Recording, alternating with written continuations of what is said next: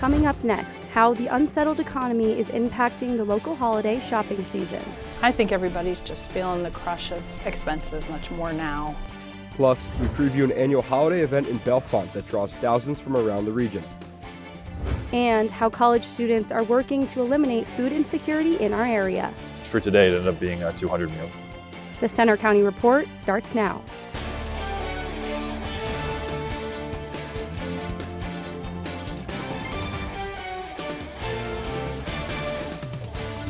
Good afternoon, I'm Maya Beeling. And I'm Nico Rodriguez. Thanks for joining us for the Center County Report.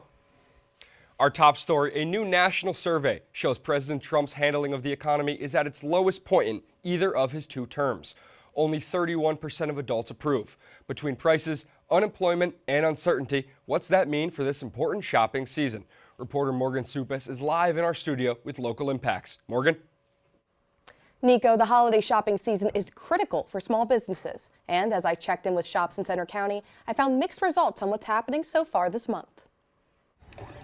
It's the most wonderful time of the year for small businesses. Have a good one. Happy holidays. It's the holiday season, which means holiday shoppers and critical revenue.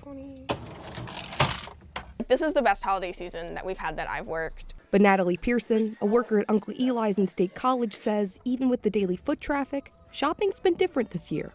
I think people are buying a lot of smaller things. It's like a little thing here or a single card, as opposed to in the past when it's been like a full purchase. Even though customers have been buying, prices have had to change. Then the tariffs have had an impact on the price of things. We've had to raise and change prices. Prices that have customers like Megan Chapman cutting back. I think everybody's just feeling the crush of expenses much more now. And she's not the only one. According to a survey by CNBC, 80% of Americans say that things are more expensive this year, and 4 out of 10 say they're going to spend less as a result. And here at the Makery Market, the story's the same. Look at the economy. I mean, nobody has any money to spend. It's really sad. So I just think the economy's really hurting a lot of families. Doreen Perks, a volunteer at the Makery Market, says sales have been good despite the economy. Sometimes I think State College is a little shielded from some of that because we're so small. And the good news is, with 2 more weeks left before Christmas, some of the biggest shopping days are still to come.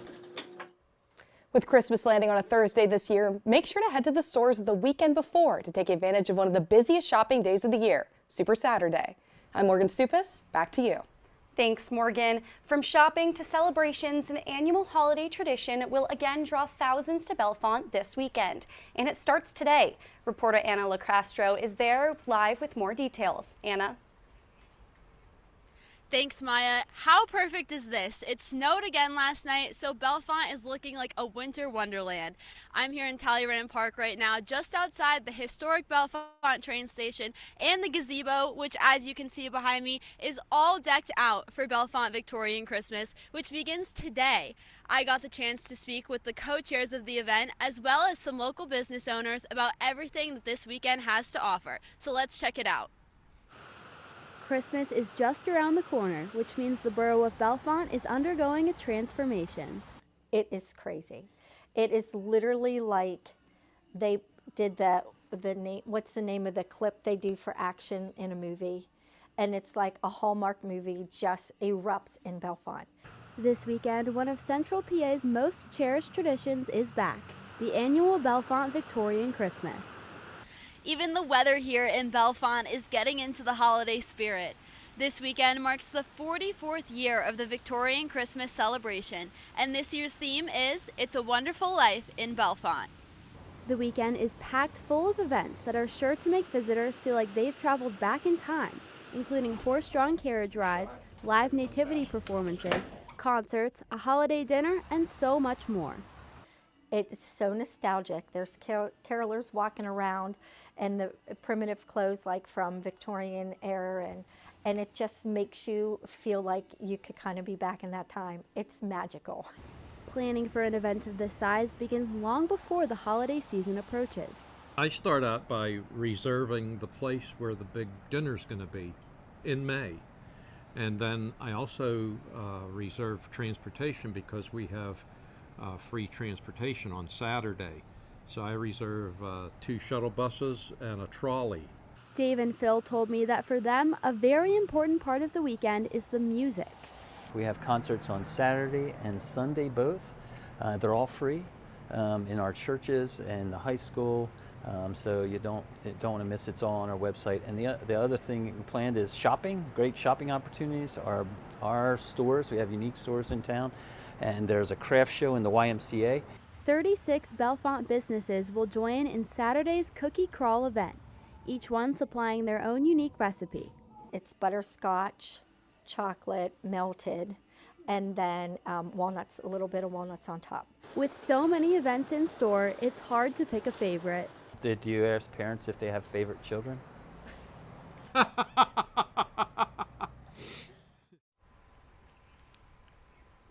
For anyone looking to view the full schedule of events for the weekend, there is a visitor's guide available on the Bellefonte Victorian Christmas website. I can tell you as someone who's standing outside right now that the snow is very pretty, but it's also quite cold, so be sure to bundle up. Live in Bellefonte, I'm Anna LaCastro. Now back to you guys in the studio.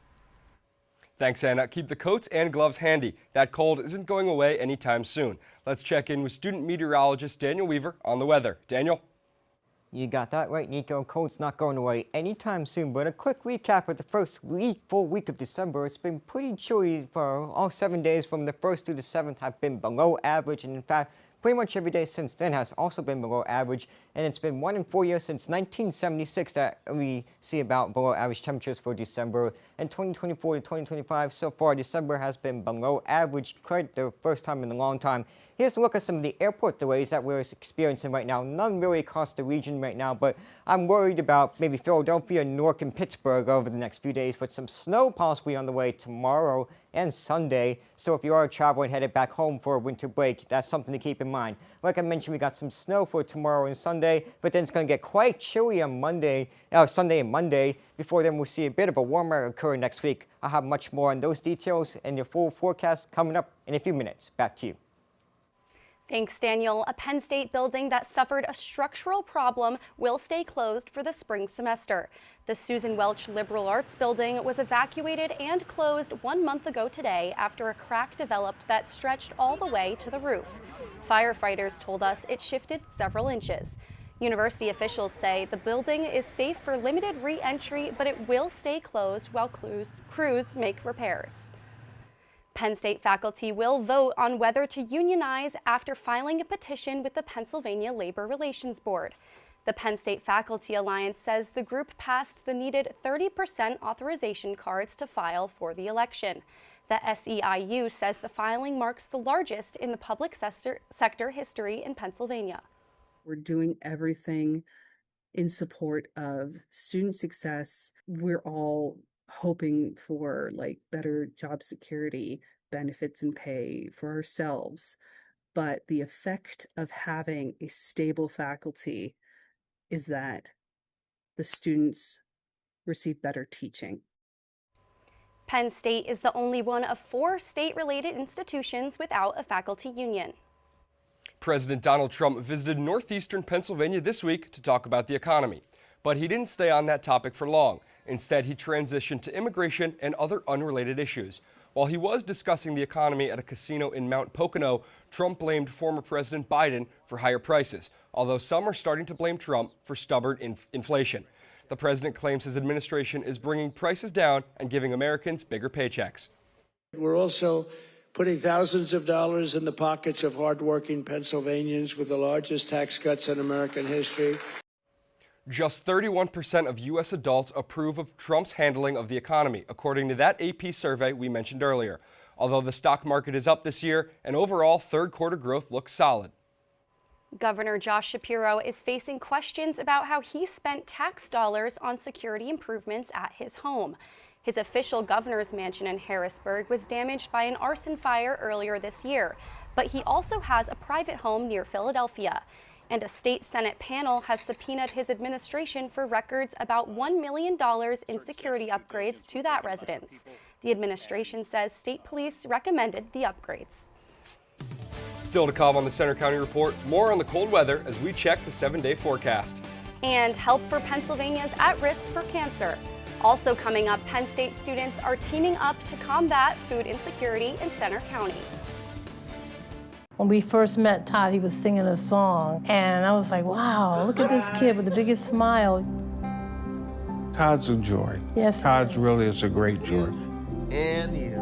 Learn about adopting a teen at adoptuskids.org.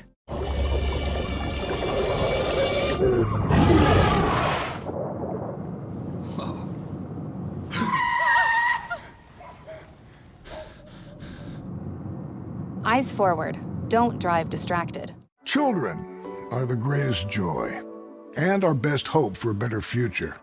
Friends, they are the future. But did you know that millions of kids are facing hunger every day? Food is not just food. It's energy, health, confidence, hope, and even love. Yes, love. Thank you! Learn more about how No Kid Hungry is helping end child hunger in America at helpnokidhungry.org.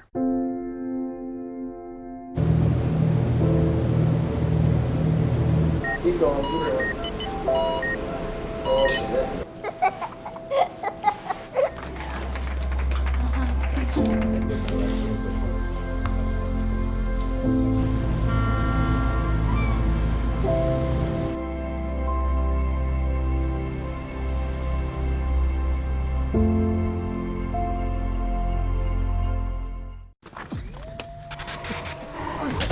Multiple studies have shown that marijuana can slow both driver reaction and response time, which can be really dangerous.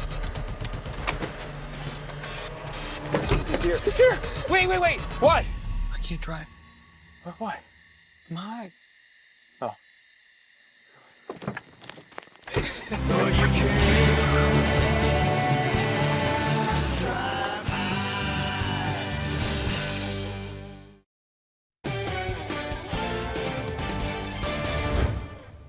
Penn State's College of Medicine is getting a $4 million grant to increase colorectal cancer screening in Pennsylvania. The money is from the Centers for Disease Control and Prevention. It's the first time a Pennsylvania institution has received funding from the CDC to support colorectal cancer screening in rural and underserved communities.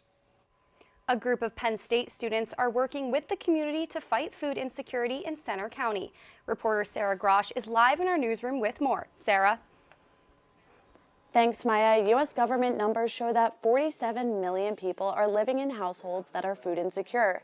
Some of them are right here in central Pennsylvania. But there are groups trying to help.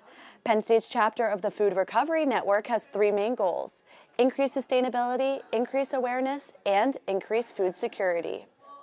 Emmanuel Kraft spends his Friday mornings delivering meals. The destination? The State College Food Bank. For today, it ended up being 200 meals. Kraft is the co-founder and executive director of the Food Recovery Network at Penn State. It's a group that's trying to help solve the troubling issue of food insecurity in Center County, one meal at a time. Food insecurity is an issue that I think is a lot more prevalent than a lot of people may realize. A 2023 report said there are nearly 20,000 food insecure people in Center County, the latest data available. The mission includes Kraft and the FRN redirecting food from all 5 University Park dining halls, thanks to their partnership with the Penn State campus. The Out of the Cold Homeless Shelter was their first community partner, but they've since added the Lions Pantry, State College Food Bank, St. Andrews Community Cafe, and Abba Java Coffee House to the list.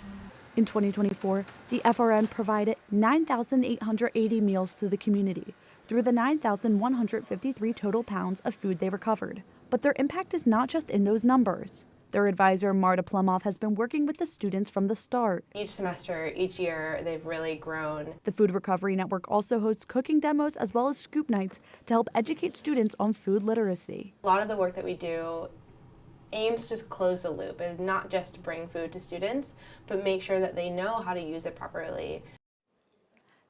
Students who are interested in becoming volunteers can visit their website for more information. I'm Sarah Grosh reporting. Now to Daniel with weather. No, it's fine. Thanks, Sarah. As Nico mentioned earlier, it's going to be quite chilly for pretty much most of the weekend into early next week. We did see a little bit of snow yesterday, and we'll see a bit more snow again tomorrow and Sunday. In fact, you can see outside of our golf courses a little bit of snow on the ground thanks to some snow squalls that we saw late last night. Current temperature of 27 degrees, which is actually where we should be for overnight low temperatures. As you look at the almanac, you can see that for average high for this time of year is 39 degrees. Average low is 27 degrees. Will be quite below average for both departments, considering before December, quite chilly out there. Temperatures across the region, though, 27 in State College, 24 in Clearfield, and 31 in Selinsgrove. If you look across the Commonwealth, though, temperatures are pretty much in the 20s to low 30s, with Philadelphia being in the mid-30s. Wind chills, though, quite chilly with the wind out there, but not as intense as it was yesterday. 19 degrees is what it feels like in State College, 16 is what it feels like in Clearfield, and 12 degrees is what it feels like in chilly city of Bradford. And do keep that in mind as you are headed out tonight. It's going to be quite chilly with temperatures dropping down into the 20s for your overnight lows, with actually an overnight low tomorrow morning being around 16 degrees. Current satellite radar, nothing much to see except a few clouds in the sky, but we are watching for winter storm watches have actually been posted for the western half of the Commonwealth, and some winter storm warnings for the western portion of the Commonwealth, with some snow expected. You can see that snow, well, actually, the snow is not arriving yet. We just are experiencing some clouds, maybe a few scattered snow showers, but the big snow, though, that's coming tomorrow evening into the overnight hours. But then it's going to quickly then redevelop across the southeastern portion of the state as a low pressure system tracks its way along the coast. Here's an idea of what some of the snow totals will look like. Don't take these verbatim, but just want to show you that the western half of the Commonwealth is really going to see the big impacts along the bed of the southeast. That's because the storm is going to transition towards the coast, so it's kind of going to jump the region, though. But we will still see a little bit of snow. And as we go throughout the rest of the week, we will see just a few cloudy skies, but overall, though, not really expecting any snowfall for the rest of the week then. 31 is what we're forecasting for today, with partly sunny skies, a little less breezy, so it would actually feel warmer even though the temperature is a little cooler compared to yesterday. Tonight, forecasting a low of 16 degrees, and then tomorrow, forecasting a high of 35 degrees with those snow showers late in the afternoon. And then you can see that on the next week, though, temperatures are actually starting to warm up there as we get throughout next week. And you can see that on the 7-day forecast, too. Big warm-up coming late next week, but I know, Nico, you headed home today, and a good choice to beat the snow. I can definitely feel the chill of the snow coming in for this weekend, but personally, I was happy to see the sun shining this morning. Yeah, it's only December and it's already freezing, so I'm a little worried for January and February. But now over to Kaylee Tallman with sports. Coming up in sports, a new era for Penn State football with a new head coach. We take a closer look. And interim coach Terry Smith has one more go-around before the season ends in New York City. Sports is next.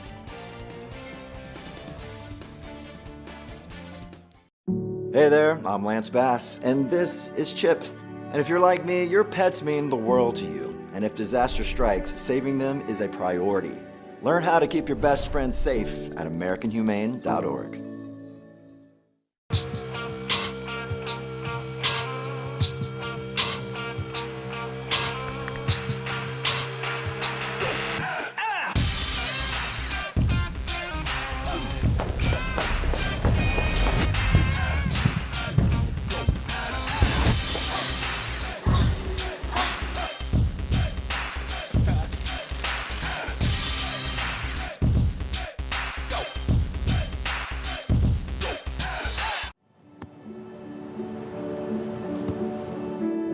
I don't remember how it started. Go to that. Our back and forth. It always came back. Dad! You probably don't remember what you told me, That was perfect. but I heard every word.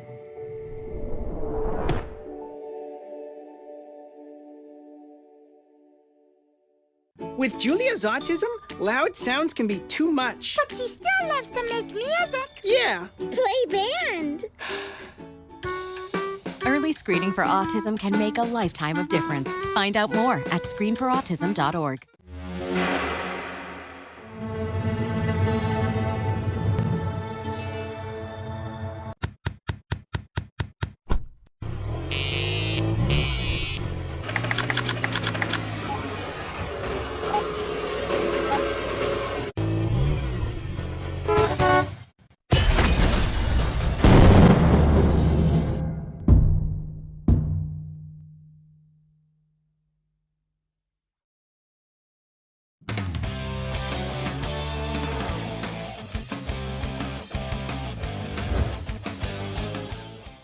I'm Kaylee Tallman with sports.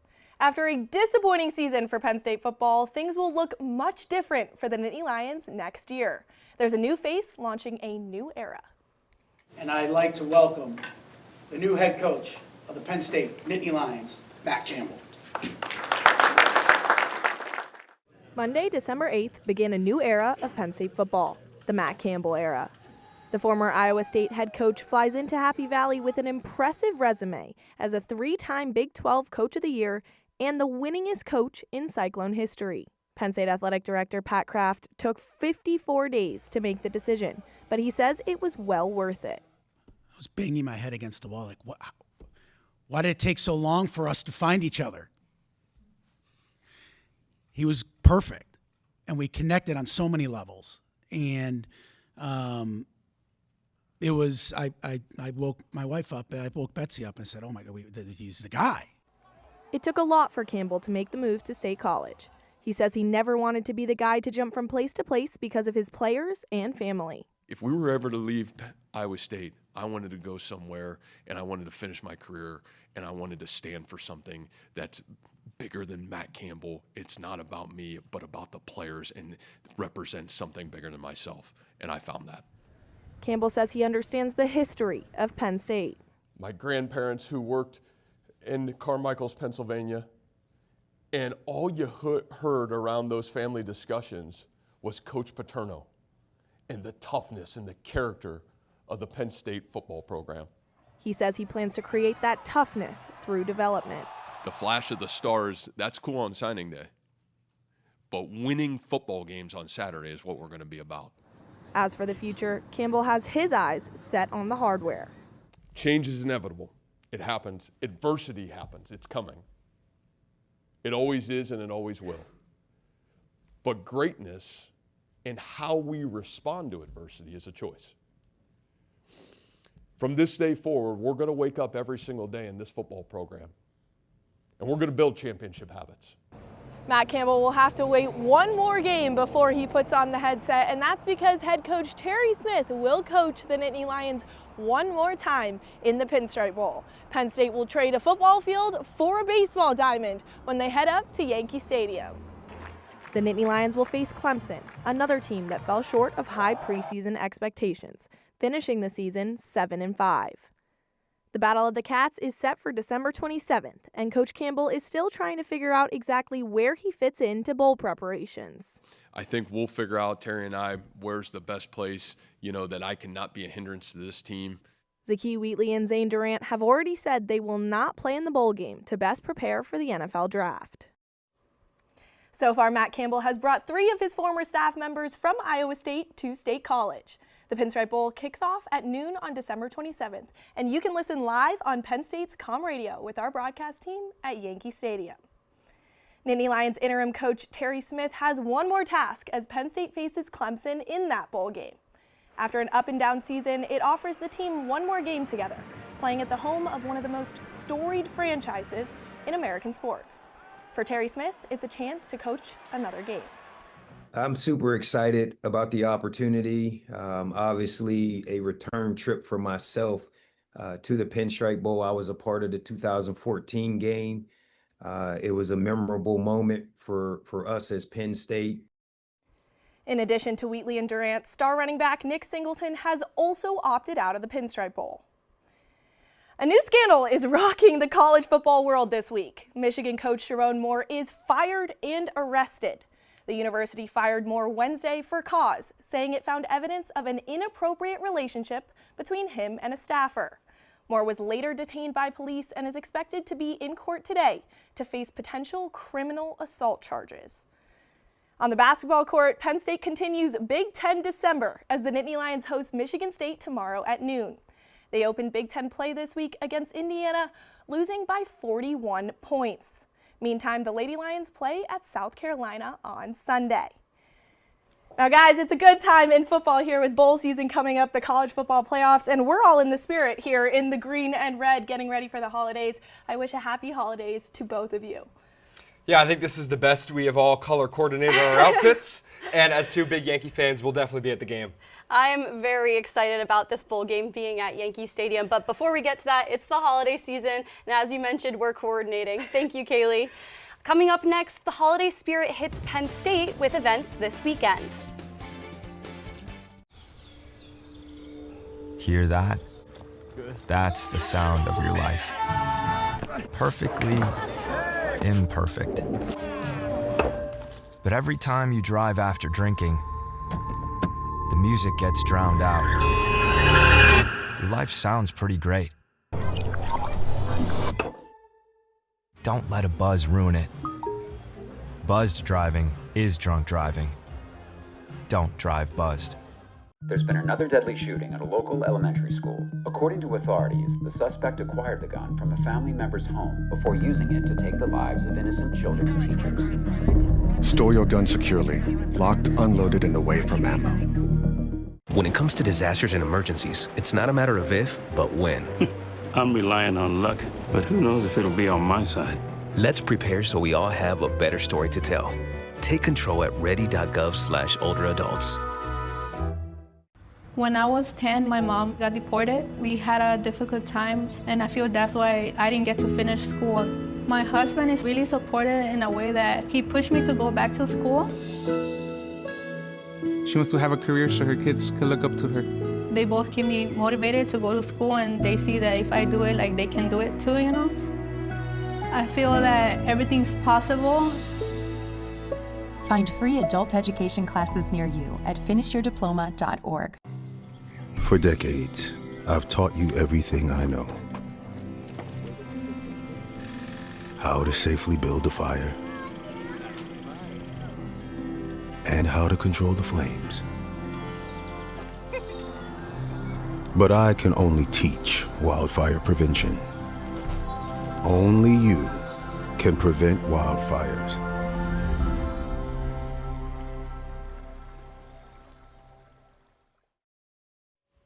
It's a big weekend of holiday happenings at Penn State. Chabad is hosting a celebration of Hanukkah on Sunday at Old Main. They'll light a 12-foot-tall menorah at 5 p.m. There will be food and entertainment. The menorah is one of more than 15,000 large public menorahs across the world. And the Penn State Arboretum is hosting its Winter's Glow tomorrow. The gardens of the Arboretum will be transformed with dazzling winter lights. The event takes place from 4 to 8 p.m. Local vendors will provide food for everyone, and there will be live entertainment and fun for all ages. It's free to attend, but there is some paid programming that you can pre-register for online. That's all for today's newscast, our final newscast for this semester. We'll be back with a new team in January. But you can still follow us anytime for our breaking news on our Center County Report X. And you can see our stories on our Facebook page, Instagram, YouTube, and our website. Have a safe and happy holiday season.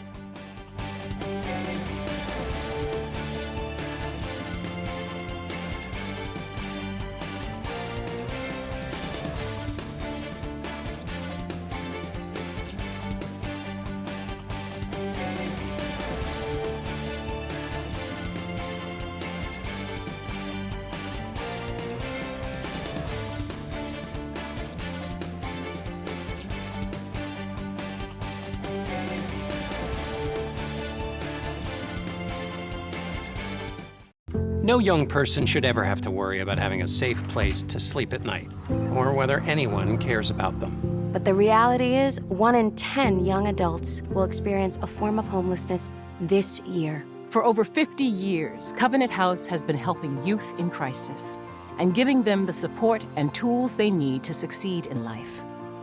To learn more, go to covenanthouse.org today.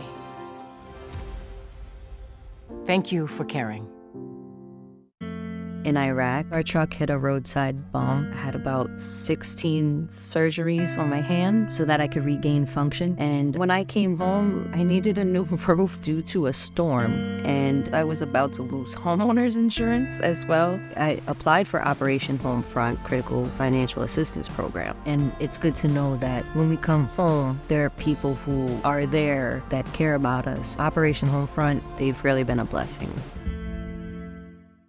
I'm Sandra, this is Jorge, and we were adopted in 2019. I remember when they first came to us, Michael was already a teenager, The whole cliche of they're so lucky to have you guys, and it's the other way around.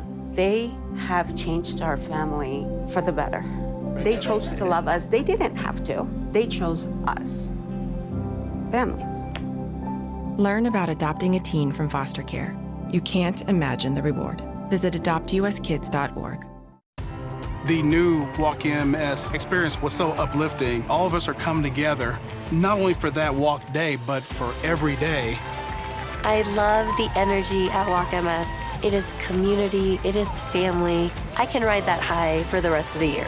A cure is on the line for me. A cure is on the line for all of us.